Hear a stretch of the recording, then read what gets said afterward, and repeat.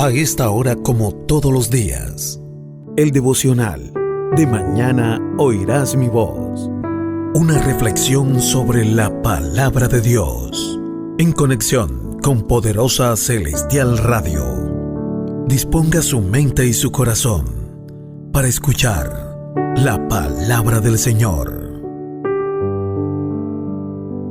Mañana oirás mi voz, de mañana oirás mi voz. Bueno, y la palabra de hoy, vamos a arrancar con la palabra de hoy, una palabra hermosa que nos regala nuestro Señor Jesucristo en este devocional. Se encuentra en Filipenses, ahí la carta a Filipos, carta a los Filipos o carta a los Filipenses, capítulo 1.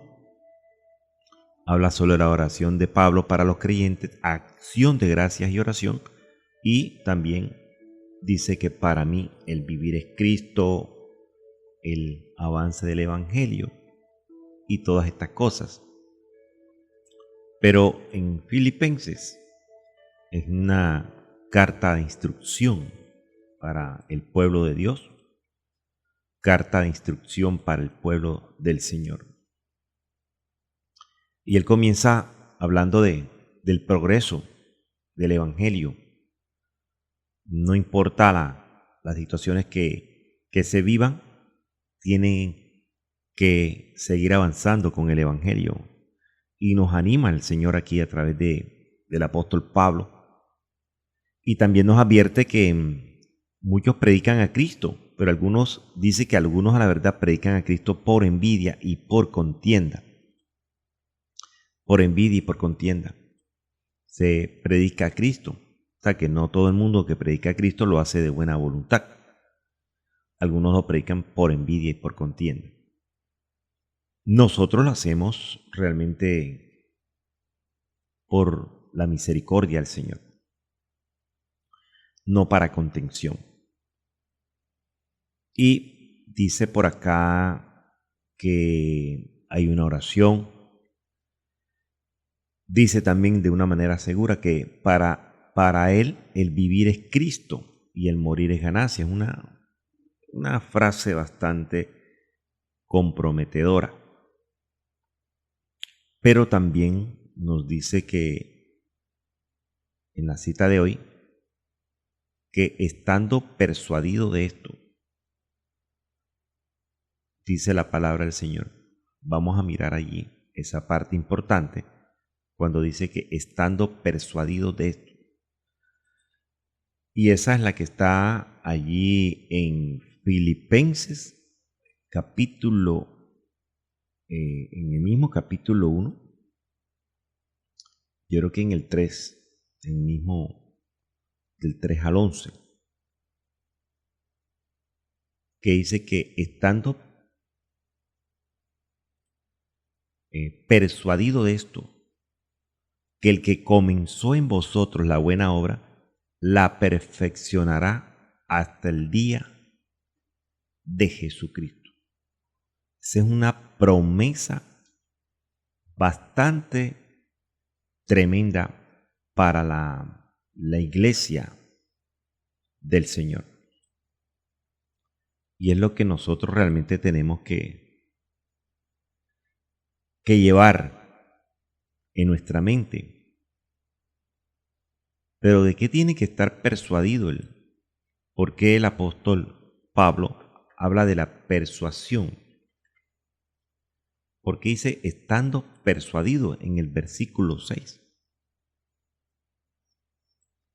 ¿De qué tenía que estar persuadido? Pues la palabra persuasión o persuadido es una palabra que significa confianza. Es una palabra que significa seguridad. La palabra persuadido, seguridad, confianza, credibilidad, obediencia, convencimiento también. Entonces la palabra aquí Persuadido significa convencimiento. O sea, que el apóstol dice, yo estoy convencido de esto. ¿De qué estamos convencidos? Del Evangelio de Cristo. Y estoy tan convencido, dice el apóstol Pablo, que Cristo, que comenzó la buena obra en ustedes y en mí, Él la perfeccionará. ¿Y dónde la va a perfeccionar, pastor? Aquí en la tierra. O sea, cada día vamos a ir perfeccionando algo de nosotros. Algo tiene que ir perfeccionando. Algo como el artista diríamos, de obras plásticas, ¿verdad? Cuando hace su escultura. Por eso dice que él es el alfarero. Hace una escultura, una obra de barro, y va detallando. No solamente eso, los que hacen quizás dibujos, fotorretratos.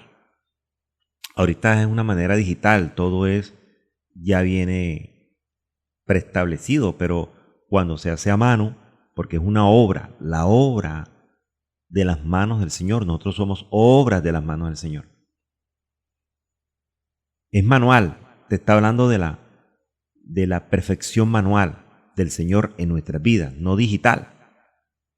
De pronto usted dirá, pastor, estamos en tiempo de la tecnología, todo es digital, todo es, nos volamos muchos procesos, porque estamos en la era digital. Pero aquí está hablando de la era manual. En el Evangelio, la obra del Señor es manual, no es digital. Es paso a paso. Y Él va perfeccionando. No somos perfectos. Ojo, no somos perfectos. Todavía no. Él va a ir perfeccionando cada día. Cada día. Dice que Noé, en Génesis capítulo 6, 9, que en la generación de Noé era un varón justo y era perfecto en sus generaciones. Y esa perfección lo llevó a caminar con Dios. Era muy perfecto Noé. Y la exigencia que nos da o que nos pide el Señor es que tenemos que ser perfectos. Inclusive dice que Abraham era de 99 años cuando le apareció Jehová. Estamos hablando de Abraham. Todavía tenía el viejo nombre, Abraham. No Abraham, sino era Abraham. Y Dios se le aparece. Eso está por allá en Génesis 17:1. Y él le dice, yo soy el Dios Todopoderoso, anda delante de mí y sé perfecto. O sea, le está hablando de la justicia. Y en Deuteronomio 18:13, uno de los consejos que el Señor nos da a nosotros es, perfecto serás delante de Jehová tu Dios. Pastor, pero la Biblia se contradice porque dice que tenemos que ser perfectos. Y la palabra dice en Romanos que no hay ni uno justo, no hay ninguno perfecto. Sí, pero es que nos habla de una perfección celestial.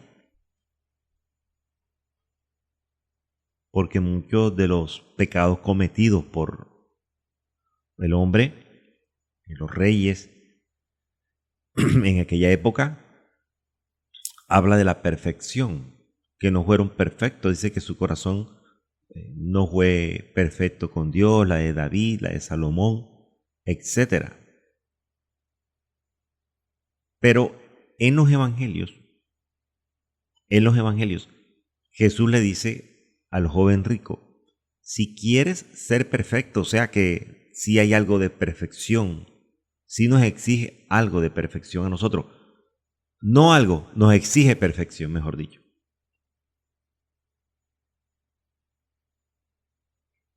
Pastor, pero ¿cómo ¿cómo voy a ser perfecto? ¿Cómo puedo ser perfecto si nosotros somos imperfectos? Porque acuérdense que aquí dice la palabra, la perfeccionará. O sea, poco a poco vamos teniendo algo de perfección nosotros, algo. Y fíjense que me gusta esta parte porque aquí nos la está diciendo el Señor. ¿Quién era perfecto en aquellos tiempos? Luzbel era perfecto. Dice, perfecto eras en todos tus caminos. Eso está por allá en Ezequiel 28. Era perfecto en todos sus caminos, todos. Era perfecto. Pero era tan perfecto que quiere decir que era moralmente entero, íntegro.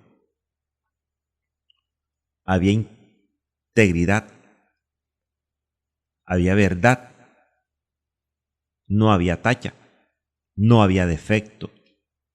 En Ezequiel 28 dice, perfecto eras, o sea, estabas sin defectos. Pero dice que hasta que el día se halló en ti maldad. Ese con relación a Luzbel. Pero Mateo 5:48, Mateo 5:48, me gusta esta parte, porque él dice, amad a vuestros enemigos. Y comienza diciendo en Mateo 5:43, oíste que fue dicho, amarás a tu prójimo, aborrecerás a tu enemigo. Pero yo digo, amad a vuestros enemigos, bendecid. Mira lo que dice, amad a vuestros enemigos, bendecid a los que os maldicen, haced bien a los que aborrecen y orad. ¿Sí? Y orad por los que os ultrajan y os persiguen. Mire la manera, tome nota de esto, porque es la manera que el Señor nos dice en la cual podemos ser perfectos. ¿Tenemos que ser perfectos, pastor? ¿Llegaremos a ser perfectos? Sí. Aquí en la tierra, pastor, sí, es algo que el Señor nos coloca a nosotros. ¿Pero de qué manera, pastor? Vamos a mirar. Mateo 5:45. Para que seáis hijos de vuestro Padre que está en los cielos. Entonces vamos a mirar esa manera, que hace salir su sol sobre malos y buenos y que hace llover sobre justos e injustos. Ahora viene, porque si amáis a los que os aman, ¿qué recompensa tendréis? ¿No hacen también lo mismo los publicanos? Y si saludáis a vuestros hermanos solamente, ¿qué hacéis de más? ¿No hacen también así los gentiles? O sea, él está diciendo que si nosotros amamos, sería como una recompensa a los que lo hacen con nosotros. Pero fíjense que yo siempre le he dicho a los hermanos, en las clases que yo dicto, que en la tierra las cosas son completamente diferentes que en los cielos. Van inversamente proporcional, es algo inverso. Porque el Señor dice, si tú amas al que te ama, pues no hay ninguna recompensa. O si saludas al que te saluda, pues tampoco. Todo eso lo hacen los publicanos, los pecadores y los gentiles. Lo que nos dice el Señor es todo en vía contraria, que tenemos que amar a los que nos odian. Ahora, la exigencia del Señor en Mateo 5:48 sería la siguiente. Sed pues vosotros perfectos, o sea, que nos dice el Señor que nosotros o sí tenemos que ser perfectos. Tenemos que ser perfectos. ¿Pero dónde, pastor? Cuando seamos transformados. No, aquí en la tierra hay una manera de ser perfecto. Sean ustedes perfectos. Traten de serlo cada día más. Debemos ser perfectos. ¿En qué manera, pastor? De la manera que nos dice el Señor en Mateo 5:48. 44. 4 maneras. Número 1, amar. Número 2, bendecir. Número 3, hacer el bien. Y número 4, orar. 4 maneras que nos conducen a caminar en una perfección. La perfección del camino de Dios, no en la perfección humana. Pero fíjense cómo el Señor nos da el contraste. ¿Amar a quién? ¿A quien nos ama? No. Yo siempre le he dicho a la iglesia que nosotros no venimos para que nos amen. Usted no ha llegado al Evangelio para que lo amen. No espere amor de nadie. Con el amor de Dios nos basta. Con el amor de Dios nos basta y nos sobra, como dirían por ahí. El Señor no nos ha traído este camino para que nos amen, sino para ser amados por Él. El Señor nos ha traído este camino para que nosotros aprendamos a amar. Y cuando aprendemos a amar y comenzamos a amar a los que nos odian, eso se llama como pastor. Ese es el camino de perfección. Ya entramos al camino de perfección. O sea, poco a poco hemos ido o estamos siendo perfeccionados. ¿Y esto se logra? Claro que se logra.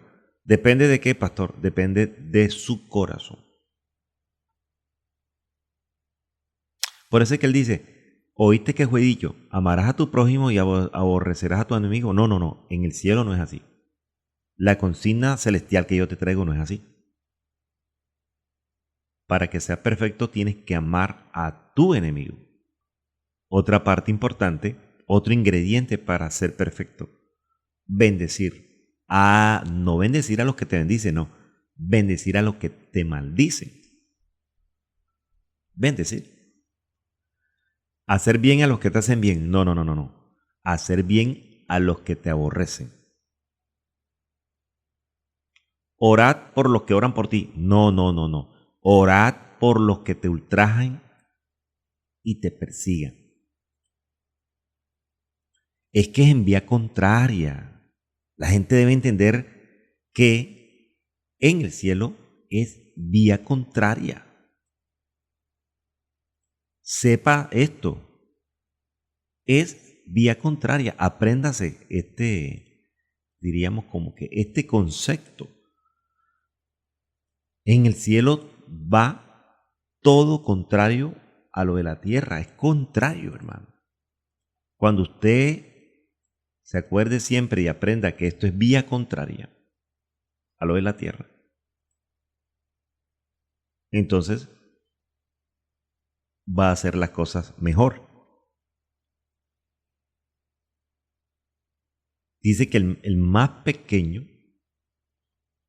aquí es el más grande allá. Eso es contrario. Y si ponemos a mirar todo lo contrario, que creemos que en el cielo es lo mismo, vamos a estar perdiendo el tiempo. ¿Usted cree que las cosas del cielo son las mismas cosas que acá?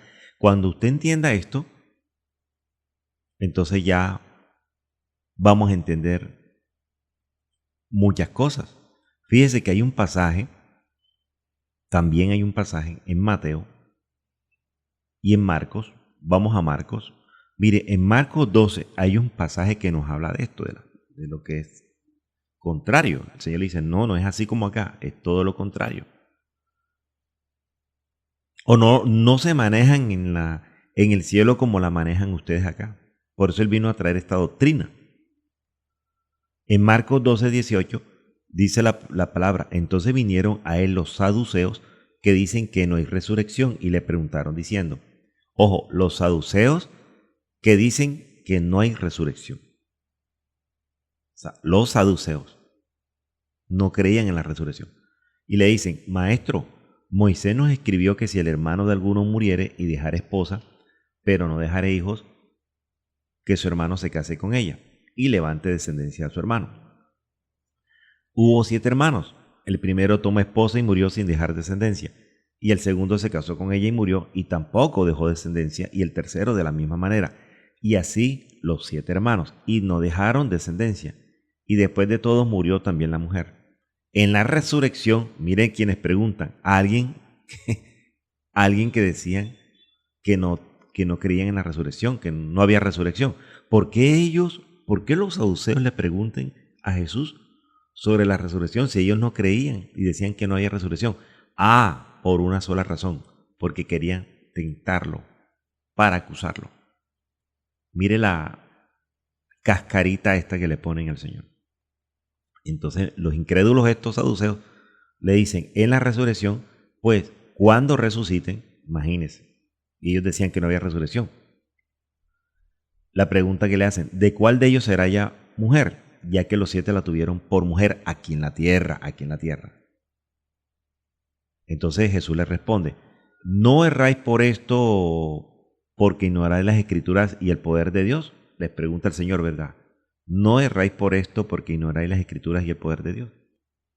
Porque cuando resuciten de los muertos, ni se casarán ni se darán en casamiento, sino serán como los ángeles que están en los cielos. Prácticamente le dijo el Señor, allá no es así como tú la crees acá. Y entonces le dice, respecto a los muertos que resucitan, ¿no habéis leído en el libro de Moisés cómo le habló Dios en la zarza diciendo, yo soy el Dios de Abraham, el Dios de Isaac, el Dios de Jacob? Dios no es Dios de muertos, sino Dios de vivos. Así que vosotros muchos erráis. Esto era para tentarlo. O sea, más claro no canta un gallo. El Señor se las puso difícil. Le dijo, ¿ustedes no creen en la resurrección? Y me vienen a hablar de resurrección para tentarme. Y yo les voy a hacer a ustedes las cosas que ustedes creen que son como en la tierra, en los cielos es inversamente proporcional, es inverso, va en vía contraria. Y hay muchas parábolas y hay muchos pasajes que nos hablan que las cosas terrenales son completamente diferentes a las celestiales. Cuando usted entienda esto, va por buen camino, va siendo perfeccionado. Porque son 4 cosas. Ama a tu enemigo, bendice al que te maldice, hace bien al que te aborrece y ora por el que te ofende, por el que te persigue, por el que te ultraja. Todo en vía contraria. ¿Cómo se llama eso, pastor? Perfección. Perfección. Por eso el pasaje de hoy nos lo dice claramente. Dice, estando persuadido de esto, ¿de qué voy a estar persuadido, pastor? Vamos a ver qué dice entonces Filipenses 1. ¿De qué tenía que estar persuadido? Dice que estando persuadido en esto. ¿Pero de qué voy a estar persuadido, pastor? Ahí en Filipenses capítulo 1, que es la palabra base. Que tenemos que estar persuadidos de esto. ¿Pero de qué tenemos que estar persuadidos, pastor? Dice en Filipenses 1:3, acordarse de los hermanos. Sería como el número 1. Acordarse de los hermanos. Sería como el número 1. Número 2.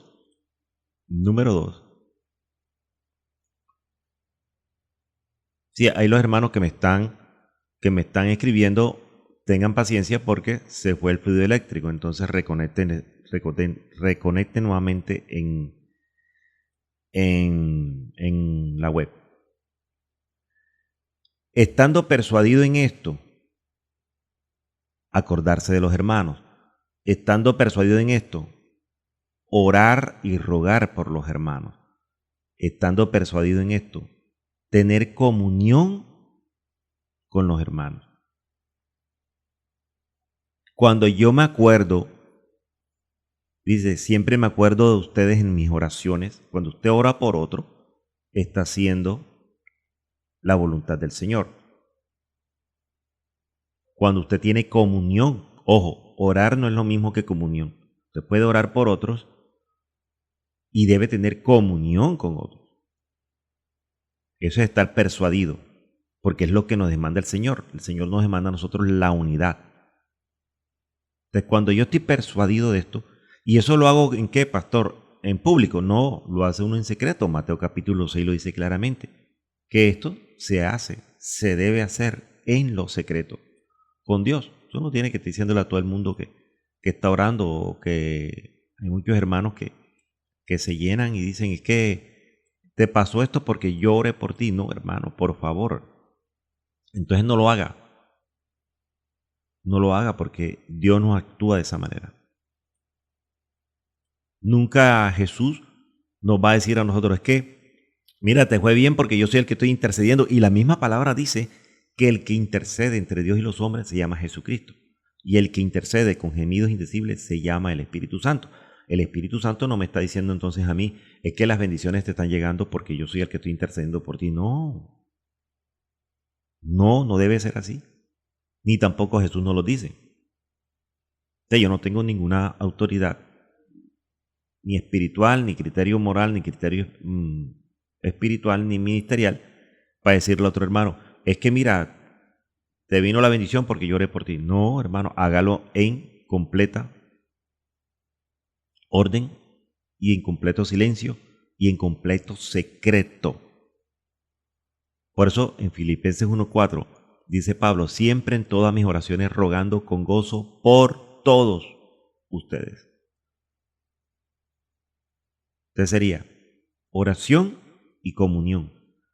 Cuando yo tengo en cuenta oración y comunión, ahí entonces viene esta cita que dice que el que comenzó en vosotros la buena obra, la perfeccionará. ¿A dónde, pastor? Aquí en la tierra. Nosotros cada día estamos siendo perfeccionados. Cada día. Cada día somos perfeccionados. ¿Quién lo hace, pastor? El Espíritu Santo que vive en nosotros. Y esa es la seguridad. Esa es una promesa. Y mire que el apóstol Pablo dice, como me es justo sentir esto de todos ustedes. Porque mire que en el corazón tengo muchas cargas. Estoy en prisiones, pero estoy a la defensa de ustedes y confirmación del Evangelio. Y estaba en prisiones, estaba cargado, estaba preocupado. O sea que no hay excusa para aquellos que dicen, pastor, es que estoy tan cargado. Pues si está cargado, ore. Si tiene problemas, ore. En todo tiempo, órele al Señor. Y si usted se va a los salmos, ¿qué hacía el salmista David cuando tenía problemas? Oraba, clamaba, gemía, lloraba. Y él le decía al alma, alma mía, bendice al Señor.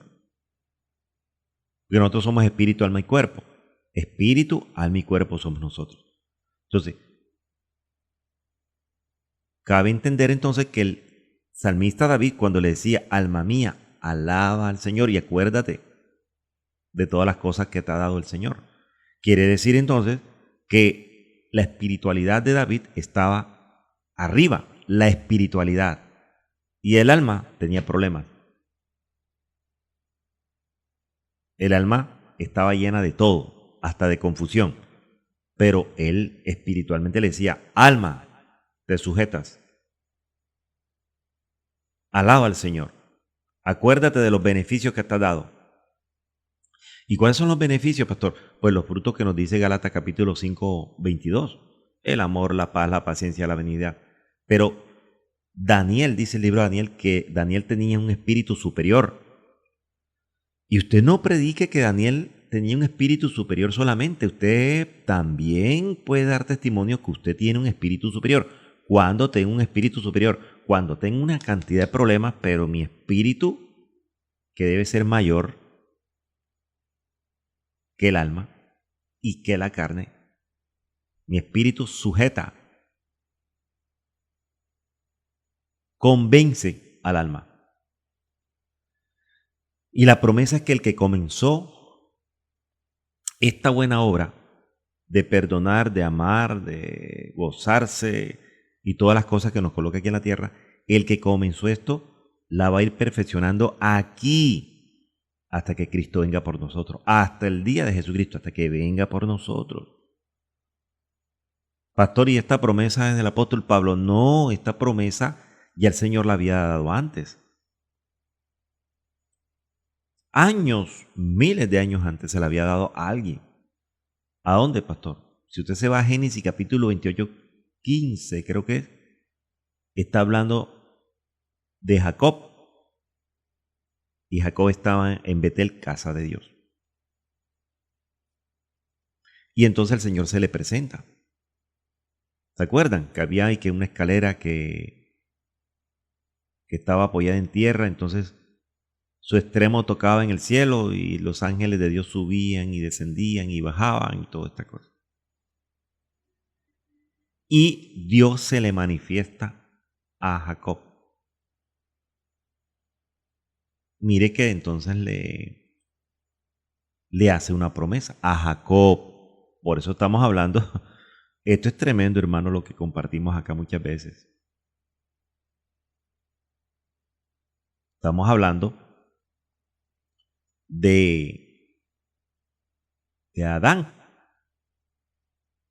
Desde Adán. Y entonces dice la palabra que Jesucristo es el postrer Adán, no es el segundo. Porque la gente no ha entendido estas cosas. La gente no ha entendido todavía estas cosas. De cuál era la misión de Adán, el primer Adán, y cuál era la misión del postrer, del último. Y entonces Dios se le presenta a Jacob en Betel, que significa casa de Dios. Y en Génesis 28:15 le da una promesa. ¿A quién? A Jacob. Y era Jacob. Todavía no le habían cambiado el nombre.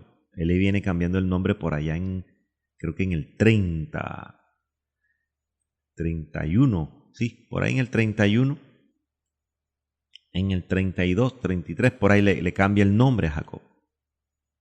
Aquí todavía no, todavía era Jacob. Se le presentó a Jacob, al rebelde, Dios mío, se le presentó a Jacob, el disociador, el embustero, se le presentó a Jacob, el falsificador, todo lo que tenía Jacob. Todavía no le había cambiado la identidad, pero le dio la promesa a ese Jacob. A ese que tenía para él destinado otro nombre, y era un nombre de bendición. Aquí Jacob tenía un nombre de maldición. Y le dio la promesa a él. Le dice Jacob 28:15. Génesis 28:15. A él está hablando a Jacob. He aquí yo estoy contigo, Jacob. Bueno, no aparece en la Biblia, pero yo digo Jacob era el que le estaba hablando. Y le dice, Jacob, yo te voy a guardar por donde quiera que fueres. ¿A quién, pastor? A Jacob. No le había cambiado el nombre. Y volveré a traerte a esta tierra. Ya no te voy a traer como Jacob, te voy a traer como Israel. Te voy a traer ya convertido. Te voy a traer cambiado. Pero mira cómo cierra esta promesa. Porque no te dejaré hasta que haya hecho lo que te he dicho. Pastor, ¿y esta promesa se la dio en qué? En vivo y en directo. No, en sueño.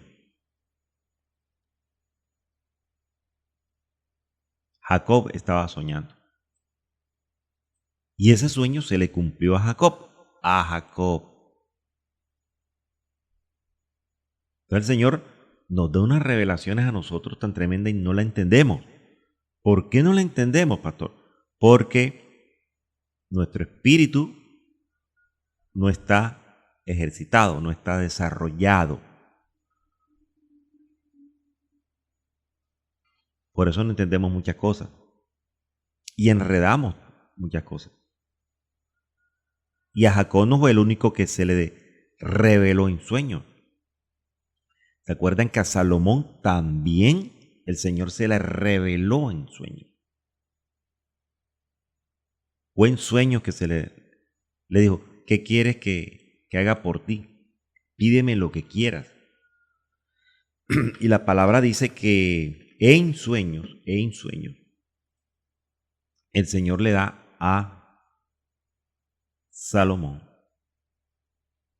En sueño le da la promesa. Eso está por allá, vamos a mirar. Primer libro de Reyes, mira dónde está, Primer libro de Reyes. Ahí lo dice, capítulo 3.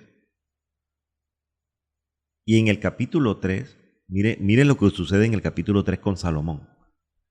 Usted inicia el capítulo 3, primer libro de Reyes, capítulo 3. Dice que Salomón se casa con la hija de Faraón. O sea, cometió un error. Salomón se casa con la hija de Faraón. Y se supone que Salomón se tenía que casar ¿con quién?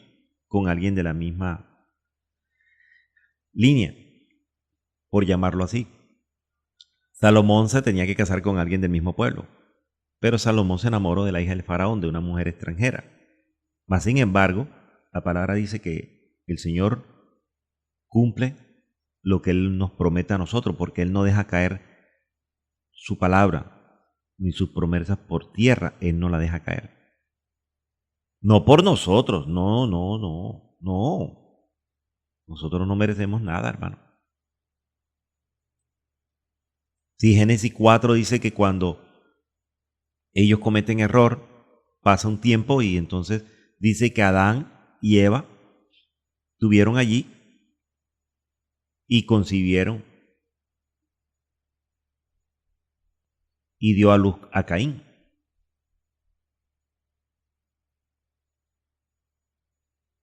Y entonces la expresión es: por voluntad de Jehová he adquirido varón.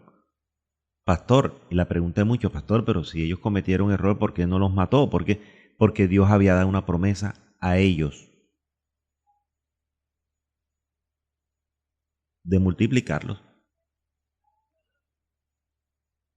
Y es algo que tenemos que nosotros desarrollar para poder entender muchas cosas que hay en la Biblia. Aquí Salomón ya había cometido un error, pero había una promesa sobre él. Ya le había dicho a David, es que el que te va a heredar, ni siquiera tú vas a hacer aquí casa de Dios ni nada de esas cosas. Tú no me vas a hacer casa, sino un descendiente tuyo. Y ya Salomón venía en la promesa. Entonces, Salomón se queda dormido también, si no lo sabía. Dice que Salomón andaba en los estatutos de David, sacrificaba, quemaba incienso, o sea, él hacía el ritual completo. Venían personas de otros lugares y hacían sacrificios. Dice que había 1000 holocaustos en ese altar. Y mire lo que dice en primer libro de Reyes 3:5, consúltelo para ver si es así. Y Dios, Jehová de los ejércitos, Jehová, se le presenta en Gabaón una noche a Salomón en sueños, estaba soñando.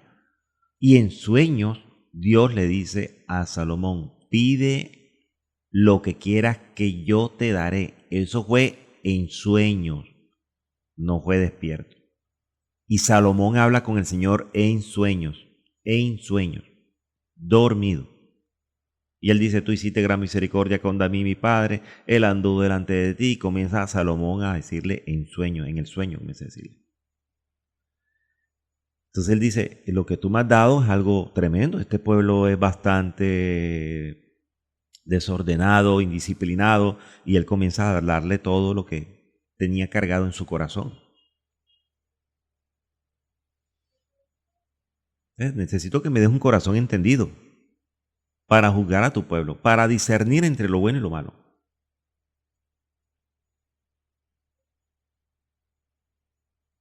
Entonces, Dios se agrada con la petición de Salomón, dice la palabra. Y en 3:15 del primer libro de Reyes dice, cuando Salomón despertó, vio que era sueño. Aleluya. O sea que hay muchos que tienen sueños, que el Dios le está revelando en sueños. Dice, serán cosas mías.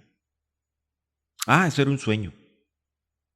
Dios te está hablando a ti a través de sueños, a ti.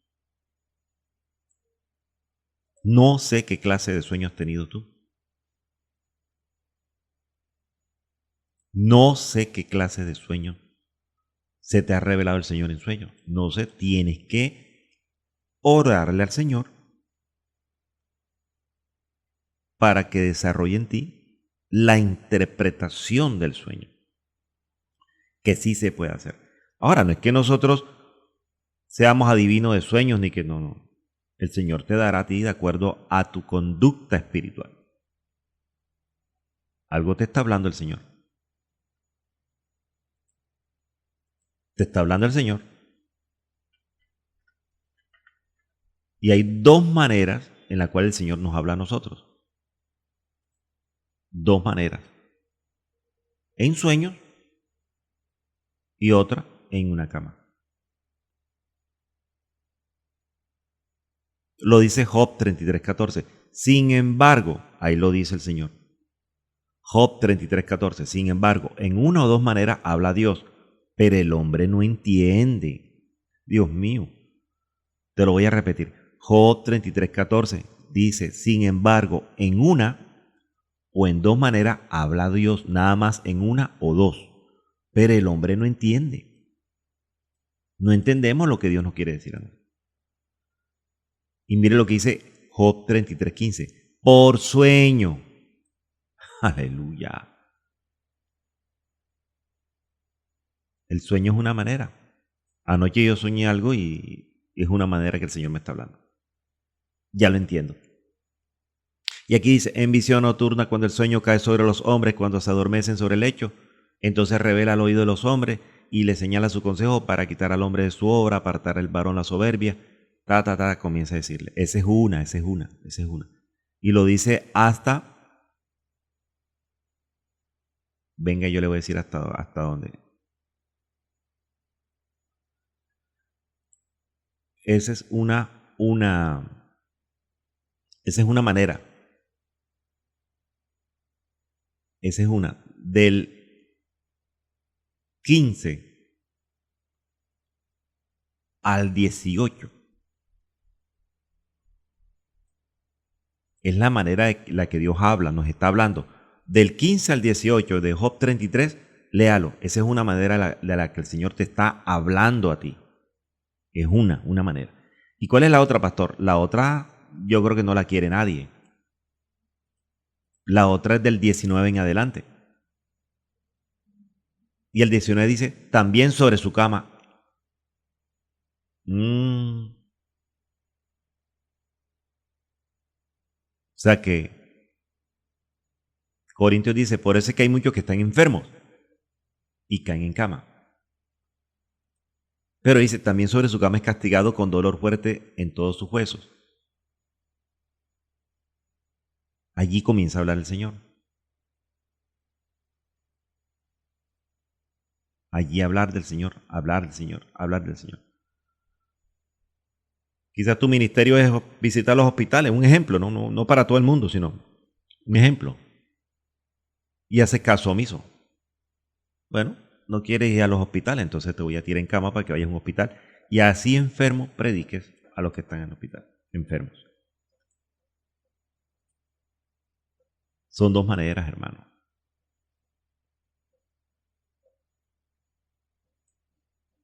Por eso es que la palabra es clara. Y él lo dice, estando persuadido de esto, que el que comenzó en vosotros la buena obra, la perfeccionará hasta el día de Jesucristo. Aleluya, aleluya, Aleluya. Glorioso el Señor Jesucristo. Bendito y alabado es el nombre de nuestro Padre Celestial. Glorioso el Señor. Aleluya.